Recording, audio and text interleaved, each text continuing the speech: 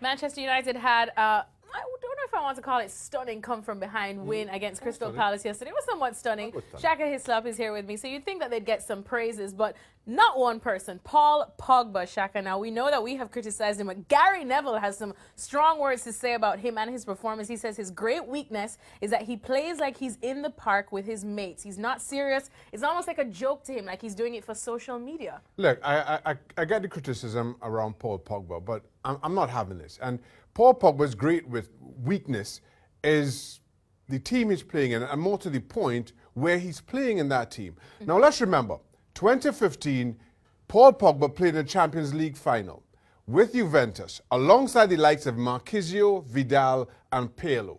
Now, all of a sudden, 3 years later, he can't get into the Manchester United team, being left out with the greatest respect for Scott McTominay. That doesn't make any sense to me. He didn't become a bad player overnight.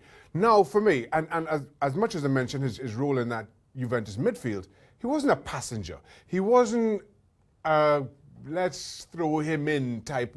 He was a key part to that Juventus midfield.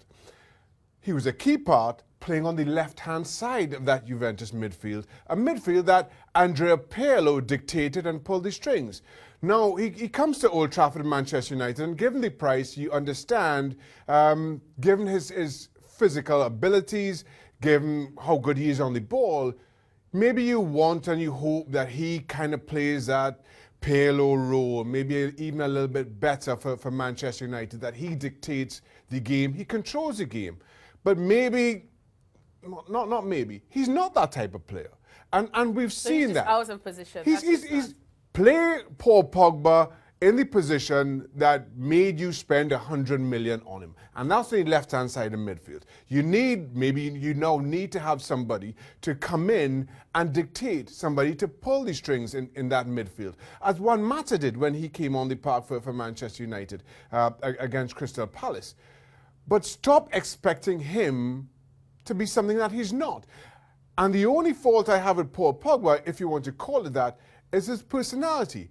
Because Gary Nevilles knows, if you try to play Roy Keane, left-hand side of midfield, or as a right wing or right wing back, Sir Alex Ferguson would have needed a new office door every single Monday morning. But Paul Pogba, he wouldn't be having it. But Paul Pogba is trying his best to play in the role that Jose Mourinho has asked him to. No, he can't.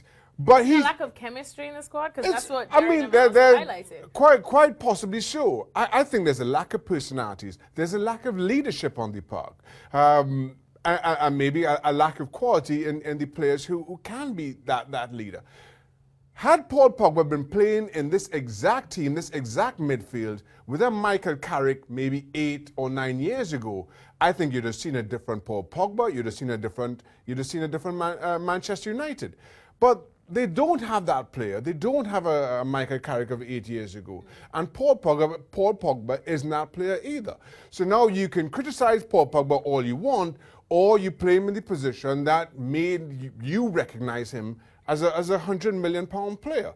But you can't have your cake and eat it at the same time and then blame Paul Pogba for not being able to do that. It's not often you see Shaka Hislop go to lengths to defend a Manchester United player.